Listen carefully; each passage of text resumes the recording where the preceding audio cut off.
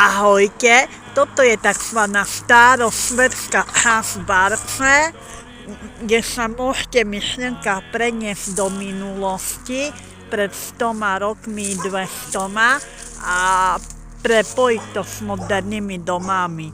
V minulosti Barcu tvorilo len táto ulica, čo je kostolu idú, kalvínsky a katolický, hej, ale takto, táto ulička, tu bolo také jak breštek, vidíte, tu tvorili staré domy, tu ešte môžete ktoré vidieť, a kontraste už s novostavbami modernými.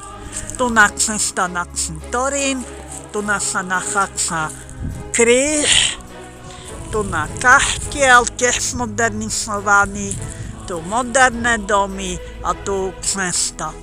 Ešte domy boli niekde tam hore a domy boli ešte tam, jak sa ide na dom dôchodcov, ktorí postavili v 90 rokoch, aj tam boli staré domy.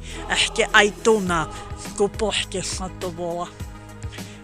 To by bolo dlhé video.